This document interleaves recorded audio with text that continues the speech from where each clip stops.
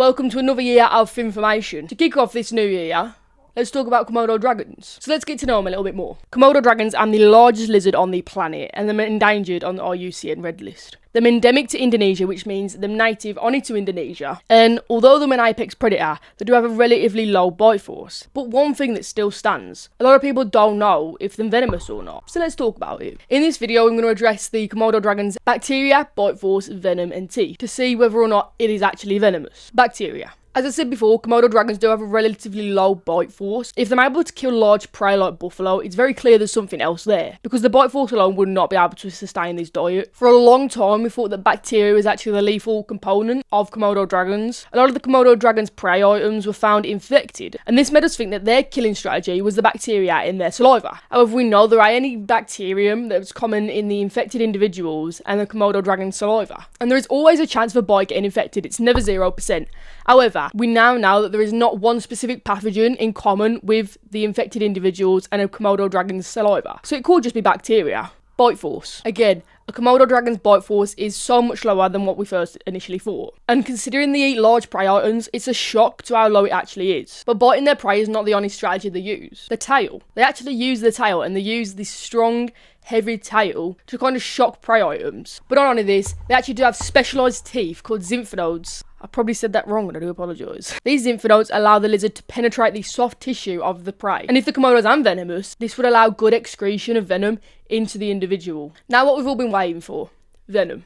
Venom can do a range of things. If it can do one thing, it can most likely do the opposite. And what I mean by that is it can clot your blood, so it can stop your blood from flowing. But it can also prevent your blood from clotting, which means blood flows everywhere. Venom is basically one extreme to another. The simple answer is, yeah, Komodo dragons are venomous. But why is this controversial, and how did it go undetected for so long? Venom in modern reptiles is actually produced by modern salivary glands, and so this is probably why they went undetected so long. It was probably just thought to be normal saliva glands. And because of how often Komodo dragons' prey were found infected, it kind of all just made sense. As I said before, now we know that there are no pathogens and no bacteria in common with a Komodo's saliva and its infected prey items. But even back then, when there was denying the fact that Komodos were venomous, they actually accidentally proved it back then. Many scientists who researched Komodo dragons actually noticed that the Komodo's prey kind of seemed dazed, as if it was under the influence of something. And as I said before, venom can do pretty much anything to an individual. It does seem very extreme, and the wording probably ain't that great, but what I mean by that is it can do such a huge range of things. Like, as I said before, with the blood clotting and the lack of blood clotting, it can literally go from one extreme to another. And the notes that said that the prey seemed dazed actually further supported the idea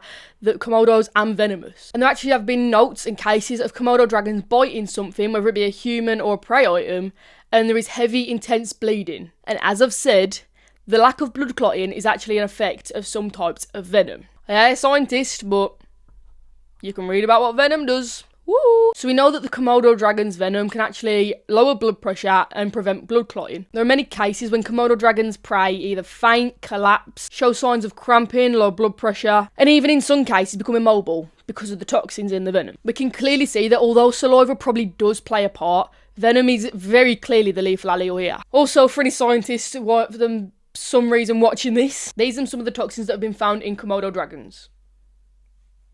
I ain't even going to try and pronounce them. Now let's move on.